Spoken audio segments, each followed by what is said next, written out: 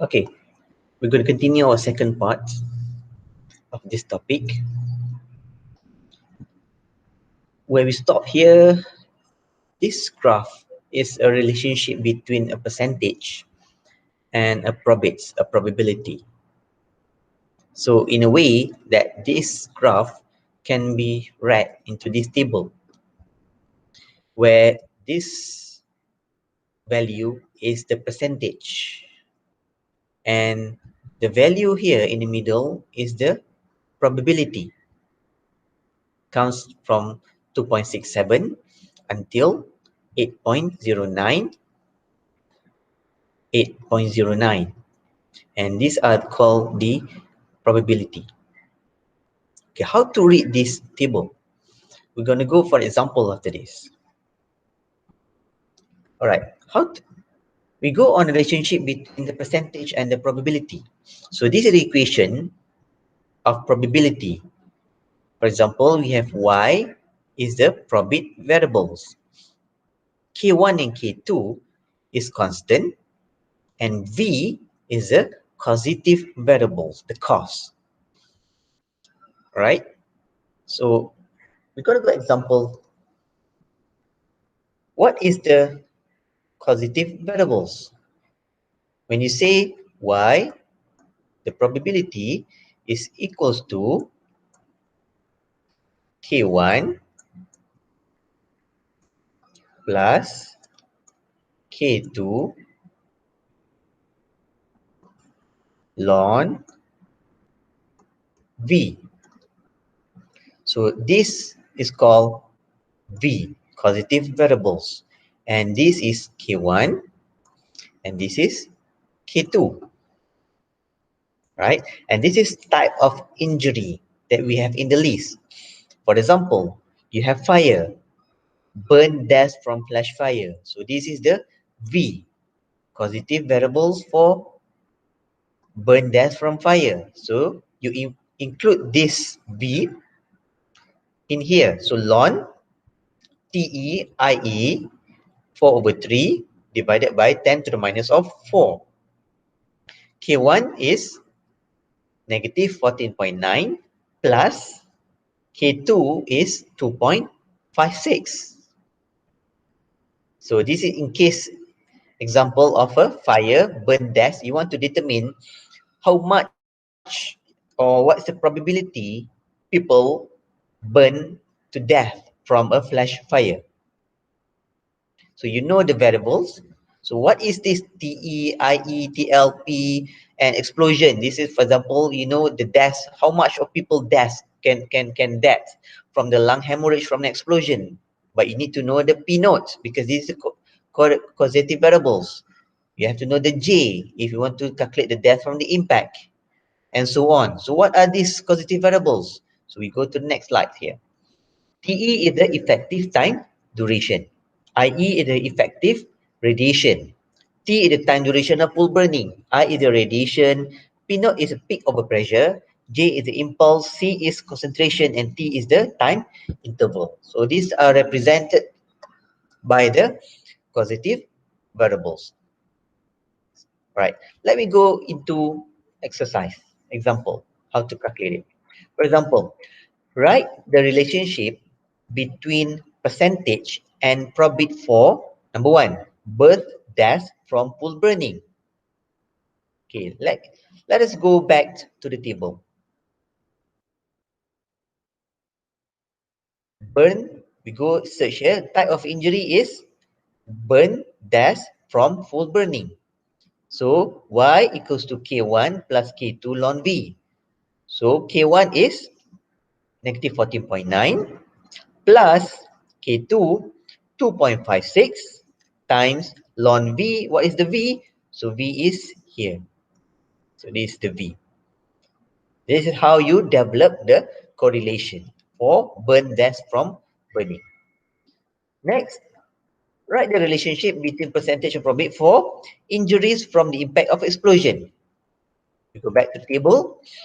You go for the other explosion. Injuries from the impact. So this is the one. Injuries from the impact. The causative variable is J. And K1 is K1 is negative 39.1 and K2 4.45. So you write down the correlation. So Y equals to K1 plus K2 ln V. So this one, this value and this value can be determined from table here. Okay, all right. So this is how you develop the relationship or the equation. All right. Let's go move on into how the calculation part. For example, a question. A blast produces a peak overpressure of 47,000 Newton per meter square. So this is called a peak overpressure or P naught. It's a P naught. All right. So A, what fraction of structures will be damaged by exposure to this overpressure? So you need to calculate what fraction of structures will be damaged by exposure to this overpressure. The keyword is structure damage. Next, what fraction of people exposed will die as a result of a lung hemorrhage? And what fraction will have eardrum ruptures? These are the keywords.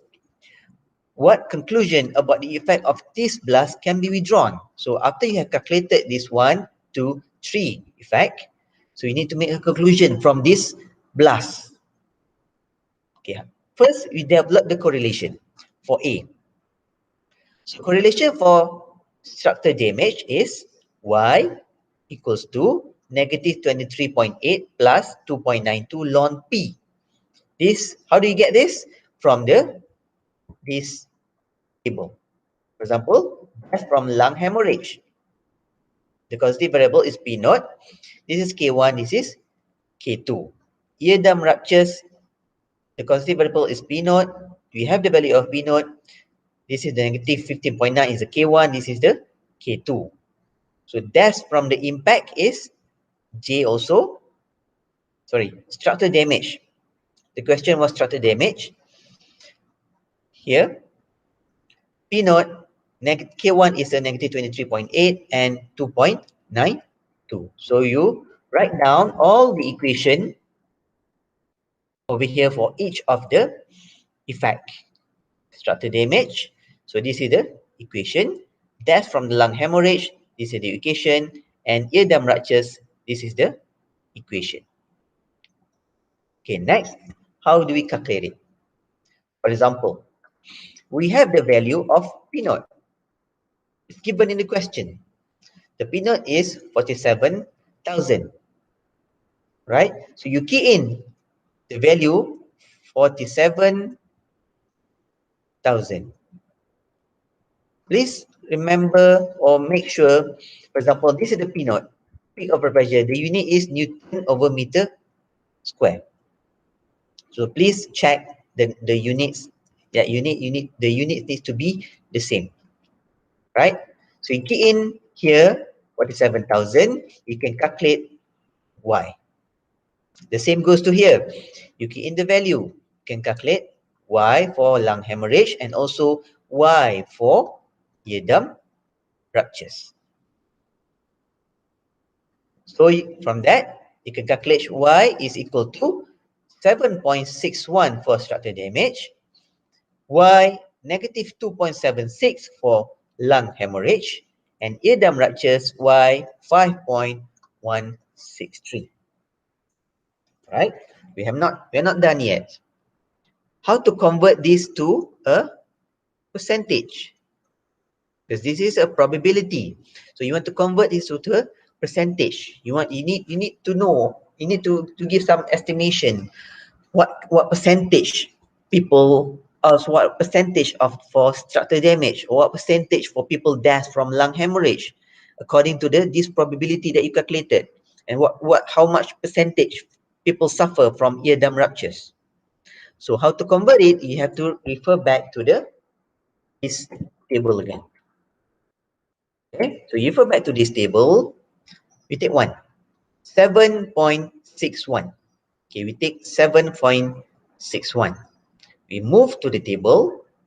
All right, where is 7.61?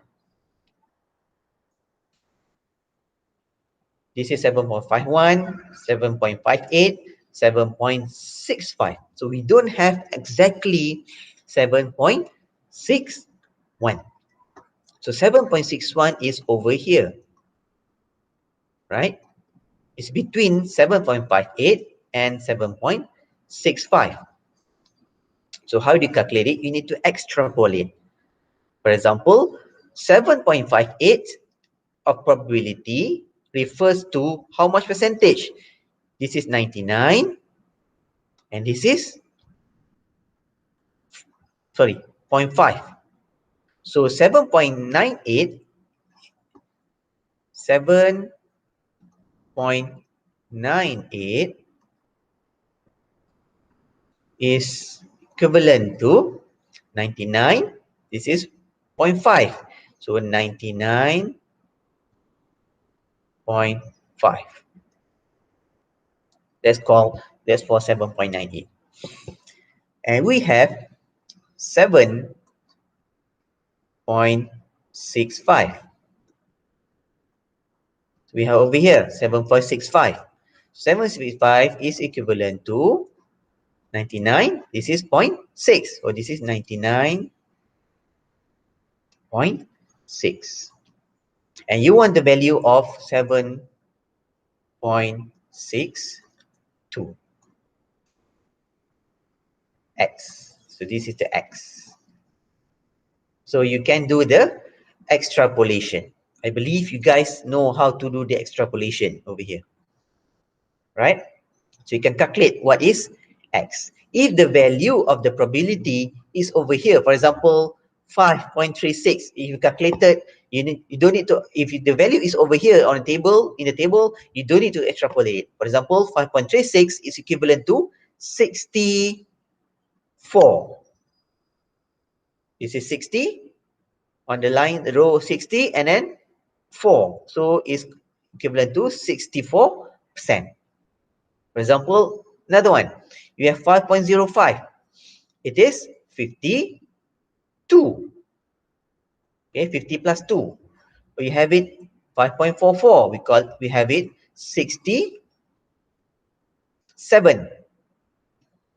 Okay, so when in this row or this area, 90. So here is, we call it as a 99.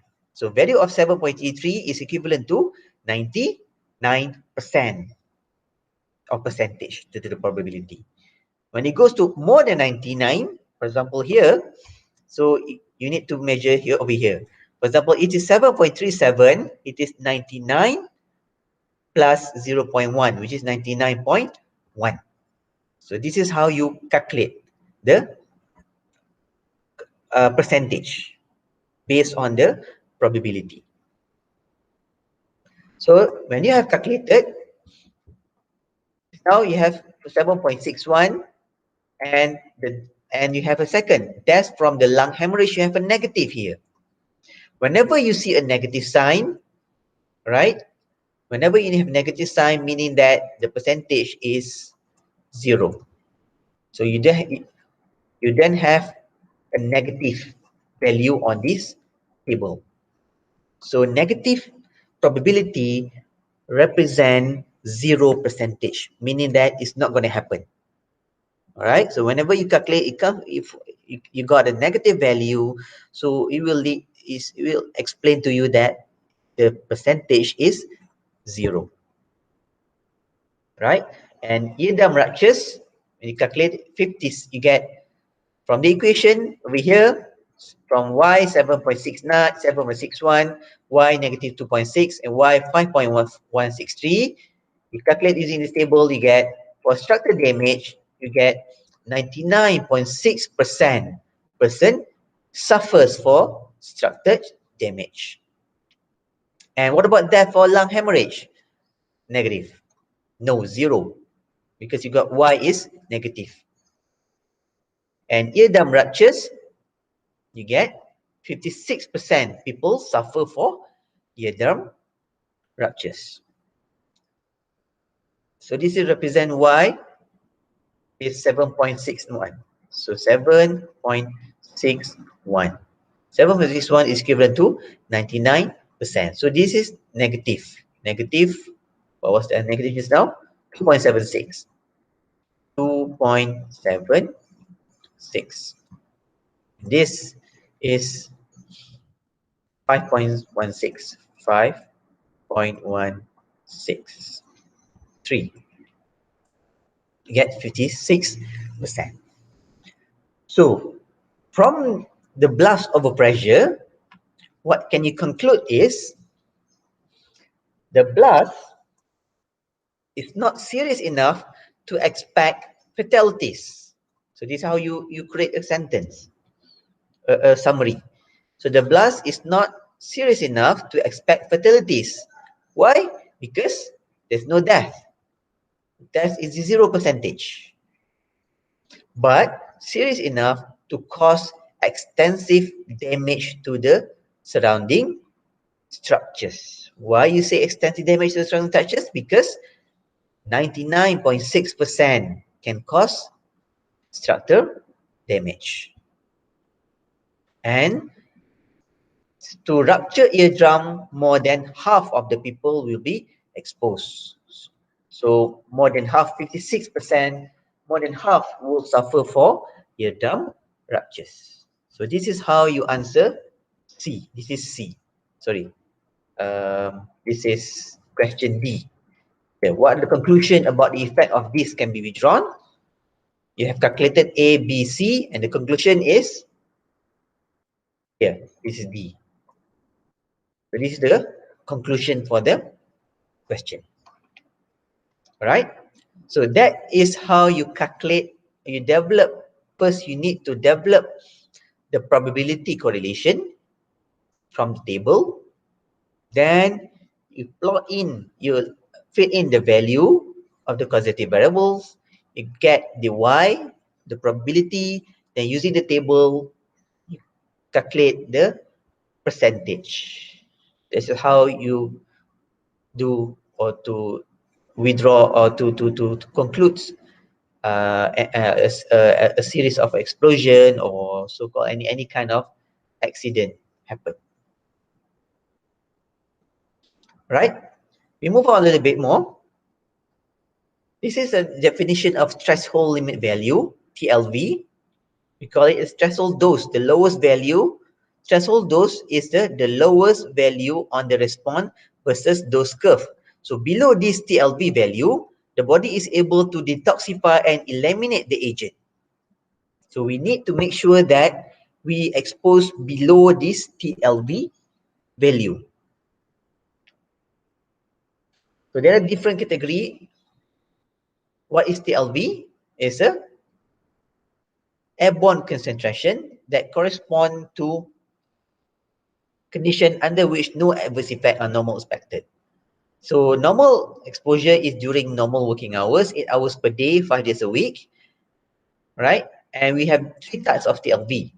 The first one is TLV TWA, threshold limit value, when time weight average is a normal one, exposure, 8-hour working day, 40-hour work week. TLV STEL, we call it as a short-term exposure limit. When people exposed duration of 15 minutes, cannot be repeated more than 4 times per day. It's called here STL. And TLVC is absolute exposure limit that should not be exceeded at any time instantaneously. So this is the maximum value. Cannot limit above this TLVC.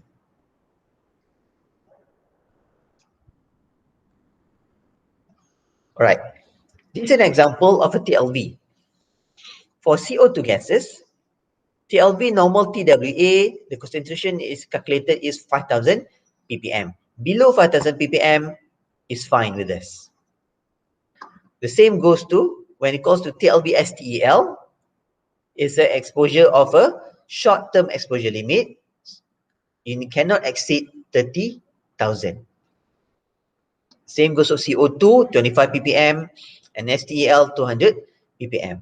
So these are all the gases and their TLV, TWA. Most of the toxicant, not just these gases, have their TLV and TWA value. So you can refer to the safety book or any other books that have the value for other toxicant that which had been calculated before.